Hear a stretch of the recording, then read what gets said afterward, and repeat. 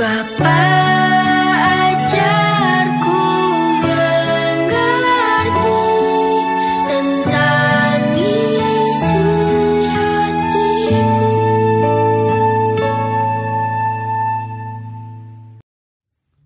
Shalom teman-teman semua. Kita bertemu lagi dalam renungan hari ini. Teman-teman, coba perhatikan gambar berikut ini. Di antara gambar ini, yang mana ya yang bisa teman-teman lakukan? Sepertinya hanya gambar yang ini ya. Soalnya kalau gambar yang ini hanya orang dewasa yang bisa melakukannya. Seperti Bapak pemadam kebakaran ini. Nah teman-teman, yang pasti dari kedua gambar ini yang senang adalah yang ditolong bukan? Iya, karena mereka sudah selamat dari bahaya menimpa mereka. Yang satu dari sepedanya, yang satu dari kebakaran. Nah, dalam Alkitab yang akan kita bahas hari ini, ada peristiwa di mana Tuhan Yesus menolong, menyelamatkan, menyembuhkan seseorang. Ada dua kisah yang akan kita saksikan hari ini. Teman-teman, harap memperhatikan ya. Tolong lihat apa perbedaan dan persamaan dari dua kisah di mana Tuhan Yesus menyelamatkan, menyembuhkan seseorang. Berikut kisahnya. Sesudah Yesus menyeberang lagi dengan perahu, orang banyak berbondong-bondong datang lalu mengerumuni dia. Sedang ia berada di tepi danau, datanglah seorang kepala rumah ibadat yang bernama Yairus. Ketika ia melihat Yesus, tersungkurlah ia di depan kakinya dan memohon dengan sangat kepadanya. Pak Yairus berkata, "Anakku perempuan sedang sakit, hampir mati.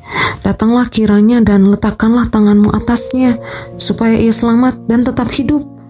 Lalu, pergilah Yesus dengan orang itu. Orang banyak berbondong-bondong mengikuti dia dan berdesak-desakan di dekatnya.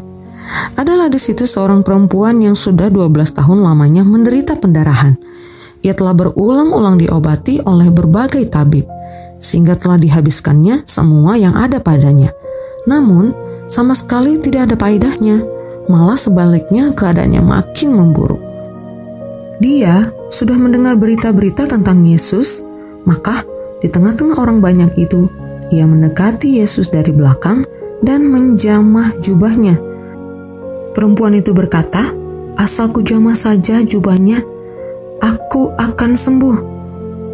Seketika itu juga berhentilah pendarahannya dan ia merasa bahwa badannya sudah sembuh dari penyakitnya. Pada ketika itu juga Yesus mengetahui bahwa ada tenaga yang keluar dari dirinya. Lalu Yesus berpaling di tengah orang banyak dan bertanya, "Siapa yang menjamah jubahku?"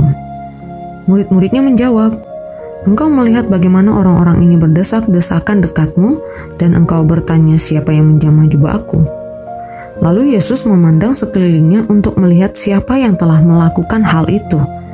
Perempuan itu yang menjadi takut dan gemetar ketika mengetahui apa yang telah terjadi atas dirinya, tampil dan tersungkur di depan Yesus dan dengan tulus memberitahukan segala sesuatu kepadanya. Maka kata Yesus kepada perempuan itu, "Hai anakku, imanmu telah menyelamatkan engkau. Pergilah dengan selamat dan sembuhlah dari penyakitmu." Ketika Yesus masih berbicara, datanglah orang dari keluarga kepala rumah ibadat dan berkata, "Anakmu sudah mati, apa perlunya lagi engkau menyusah-nyusahkan guru?" Tetapi Yesus tidak menghiraukan perkataan mereka dan berkata kepada kepala rumah ibadat, "Jangan takut, percaya saja." Lalu Yesus tidak memperbolehkan seorang pun ikut serta, kecuali Petrus, Yakobus, dan Yohanes, saudara Yakobus. Mereka tiba di rumah kepala rumah ibadat, dan di sana dilihatnya orang-orang ribut, menangis, dan meratap dengan suara nyaring. Sesudah ia masuk, ia berkata kepada orang-orang itu, "Mengapa kamu ribut dan menangis?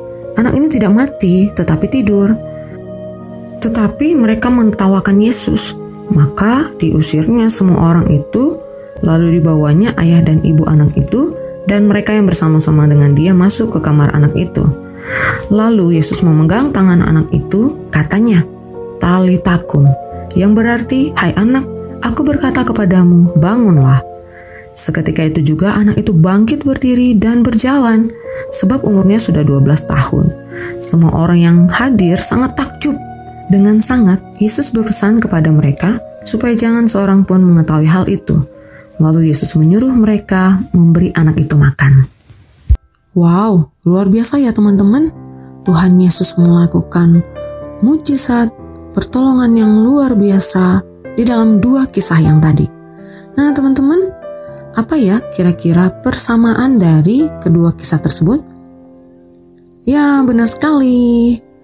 Persamaannya adalah yang melakukan adalah Tuhan Yesus, Sang Juru Selamat kita.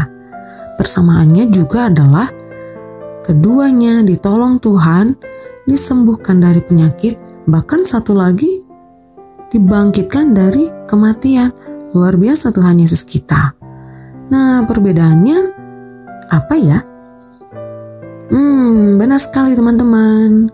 Perbedaannya adalah ibu yang sakit pendarahan seketika itu juga disembuhkan oleh Tuhan Yesus. Sedangkan anak yang sakit keras dan hampir mati itu harus menunggu waktu Tuhan untuk memulihkan dia. Anak itu harus menunggu bahkan sampai harus mati.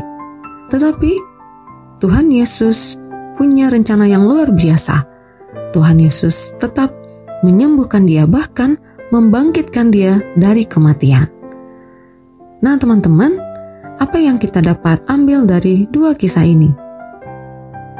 Mungkin waktu kita menunggu pertolongan Tuhan, Tuhan bisa saja langsung segera menolong kita, menyelesaikan semua pergumulan dan masalah-masalah kita. Tetapi, walaupun Tuhan belum menolong kita, belum menjawab pergumulan kita, belum memberikan jalan keluar untuk masalah-masalah kita, semuanya itu ada di dalam rencana Tuhan yang baik. Yang pasti, Tuhan Yesus akan menolong kita. Pasti akan menolong kita. Yang perlu kita lakukan adalah jangan takut, percaya saja. Kenapa?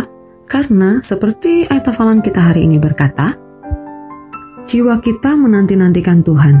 Dialah penolong kita dan perisai kita. Artinya apa teman-teman? Tuhan sungguh-sungguh terus dan terus akan menolong kita. Jadi kalau ada keraguan dalam pemikiran kita yang berkata, benar gak sih Tuhan akan menolongku? Benar gak sih Tuhan itu ada? Kenapa ya belum dijawab juga doaku? Bila keraguan itu muncul, maka kita harus berkata, jangan takut, percaya saja. Karena firman Tuhan sudah berkata bahwa Tuhan itu akan menolong kita. Dia akan menyatakan pertolongannya tepat pada waktunya. Jadi jangan mau dibohongi oleh ketidakbenaran ya teman-teman.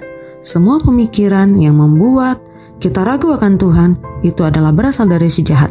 Maka jangan mau ditipu, jangan mau dibohongi.